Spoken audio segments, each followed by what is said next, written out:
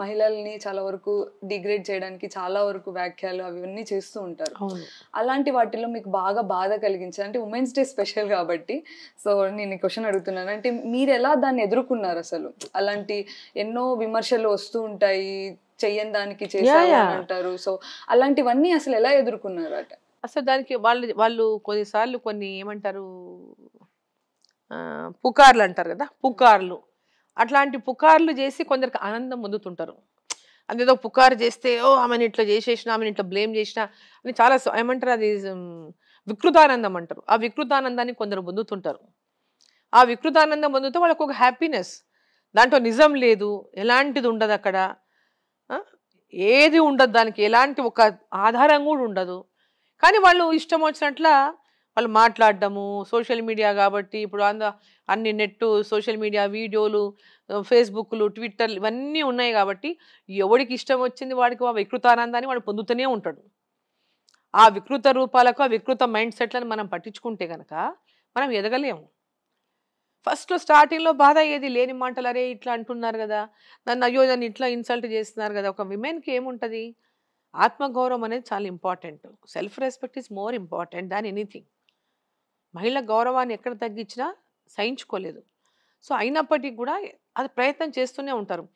అట్లాంటివి తొలుతలో చాలా బాధ అనిపించింది. రాజకీయాల్లోకి వచ్చిన కొత్తలో నేను మంత్రిగా అయినప్పుడు కానీ, ఎమ్మెల్యేగా ఉన్నప్పుడు కానీ అనిపించినా నేను ఫస్ట్ కొంచెం తర్వాత అనుకున్నా, ఓ మనం గనక ఇట్లా ఫీల్ అయినా ఇట్లా ఇంకా ఎక్కువ చేయడానికి ప్రయత్నిస్తారు.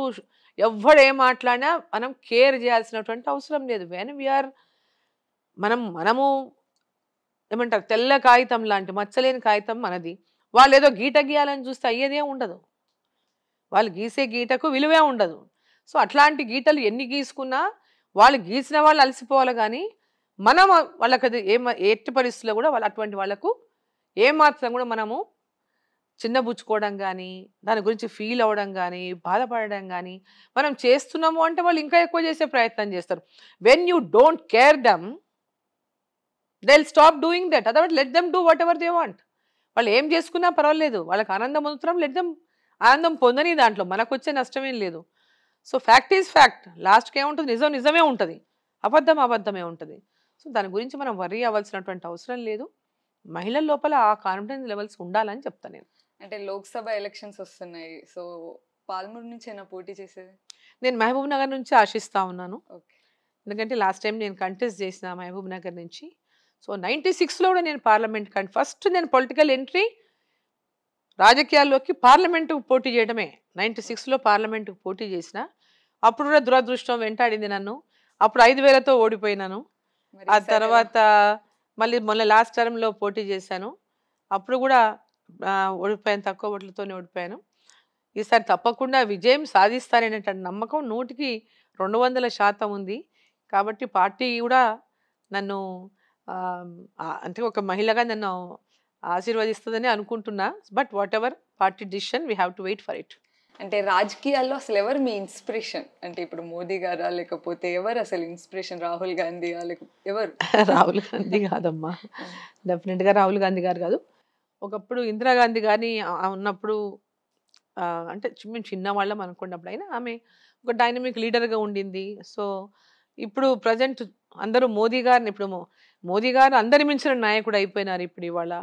సో వారు అంటే వారి డెడికేషన్ కానీ, ఈ దేశం పట్ల కానీ, దేశం యొక్క ప్రజల పట్ల, దేశ ప్రజల యొక్క అభివృద్ధి పట్ల, దేశం పేద ప్రజల పట్ల అంటే ఒక విజన్ ఉన్నటువంటి నాయకుడిగా, సో ఒక కమిటెడ్ నాయకుడిగా, సో వారిని నిజంగా అంటే చాలాసార్లు కలుస్తుంటాం,